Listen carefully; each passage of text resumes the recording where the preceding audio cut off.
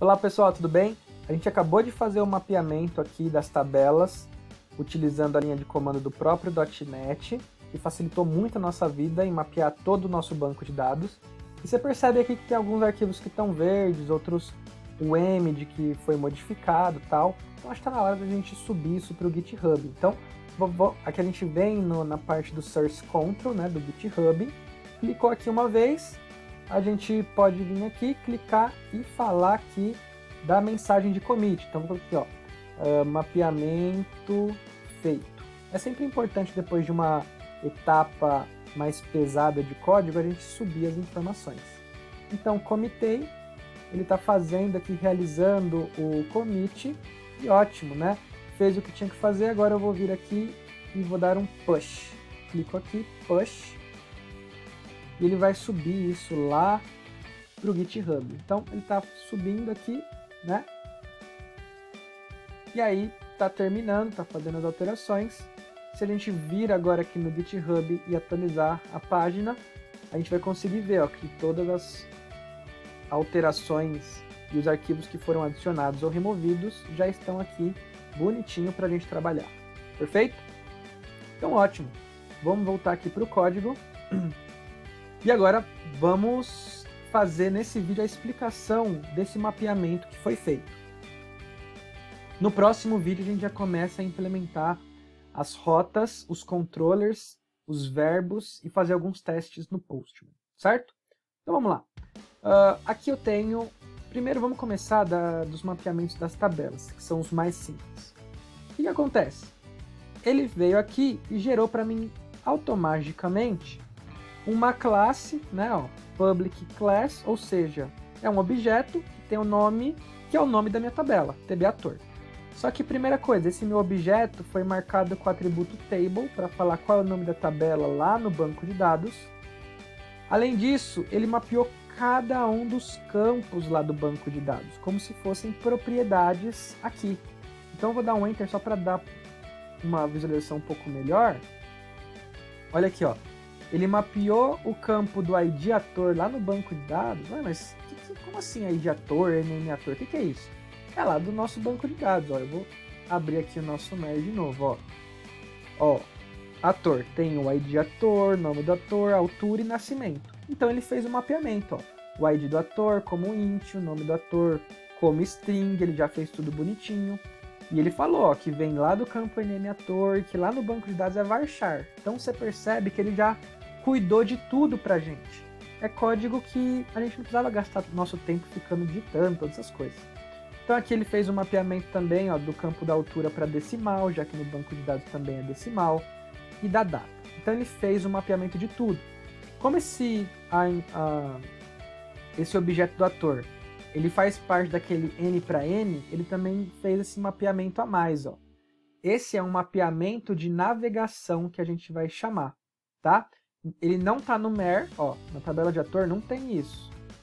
E de fato não tem, porque isso aqui é um campo de navegação onde eu vou conseguir fazer o relacionamento da tabela de ator e chegar lá na tabela do filme ator, que é exatamente essa, para conseguir depois chegar no filme. Então é o campo de navegação. Esses campos é quase como se fosse essa setinha aqui, ó. Essa setinha que a gente está vendo que é o relacionamento de uma tabela com a outra, são os campos de navegação que são criados. Então a gente está usando, tudo isso aqui faz parte de um framework que se chama Entity Framework. Ele é muito utilizado e vale a pena você depois estudar ele mais no detalhe ainda, mas a gente vai mostrar muita coisa dele, tá? Então tem aqui, ele mapeou também o diretor, ó, então tudo que eu falei ali também tem, ó, diretor, nome do diretor, data de nascimento. E tem também o campo de navegação, ó, mesma coisa, campo de navegação.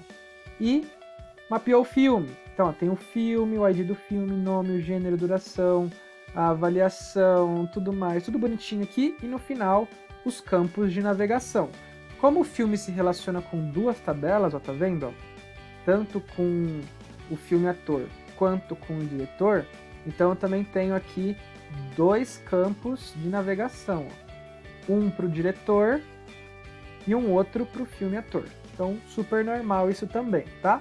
E os outros são os campos da tabela mesmo. E por último, o campo filme ator, que também faz o mapeamento e tem os seus dois campos aqui de navegação também, porque essa tabela do filme ator tem também dois relacionamentos.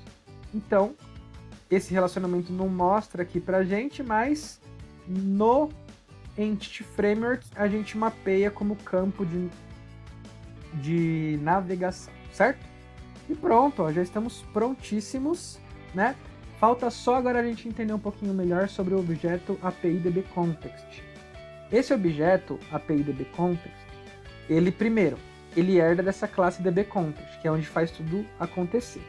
O contexto é por onde tudo começa. Tudo começa pelo contexto. É pelo contexto que a gente chega nas tabelas.